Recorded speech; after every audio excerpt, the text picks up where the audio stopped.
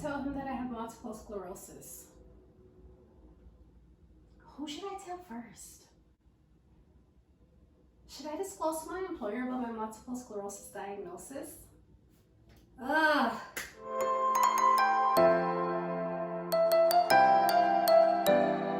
Alright guys, so by this point you've had your multiple sclerosis diagnosis, you've been living with it for a while, and then here comes the very awkward question of who do I tell and how do I tell them about my diagnosis? Not to worry, because today I'm going to share 4 tips on how I think you should break the news and navigate the very uncomfortable conversation, and who I think you should tell.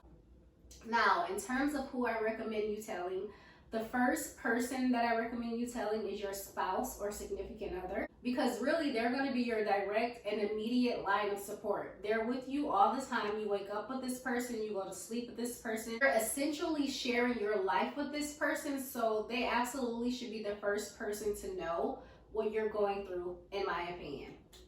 Next up, I would say family, just because again, they're going to be a very important part of your support system. So I think it's important that they're also aware of what you're going through and what you need and things like that. And I'm also going to roll friends into that also. So it could be like the second group of people, or you can consider friends a separate group. But for me, most of my friends are like family at this point. We've been friends since like college, which seems so long ago at this point. So they've kind of become family to me. So I'll just say I recommend that you tell friends and family next, because again, they're also going to be a very important part of your support system. So it's just great for them to be aware and knowledgeable of what you're going through, so that they can offer you encouragement and support when you need it. And then lastly, I recommend telling your employer or your colleagues. Now I know people have very different feelings about this. Some people don't feel comfortable disclosing to their employer just because they feel like maybe they won't get the same opportunities and things like that.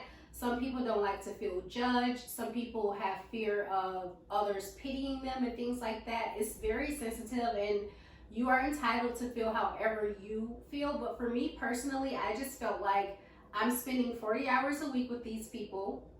So if something were to happen to me at work, if they didn't know what was going on, it just didn't seem fair to them, and it didn't seem fair to me either. I also knew that potentially I was going to be missing more work than I had in the past. So I didn't want it to be a conversation where like my boss called me and like, hey, why are you missing so much work suddenly? Or why are you using so much PTO suddenly? Because again, then I don't feel in control of the conversation. So taking those things into consideration, not really knowing how it was going to affect my work performance, if at all.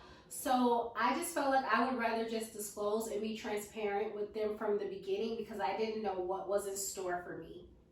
So I personally decided to disclose to my employers and colleagues, and I recommend doing that as well. But at the end of the day, you want to do what works best for you. Some people don't want to disclose their diagnosis right away. Some people need a few months. Some people need years even. And some people decide that they never want to disclose their diagnosis to others. And that's okay. It's going to look different for everyone.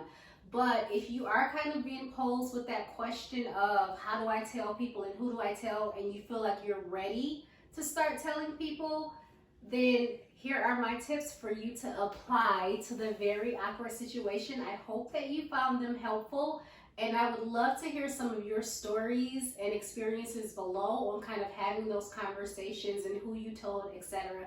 So please share those in the comments so that I can read them and respond to each and every one. Until next time. Bye.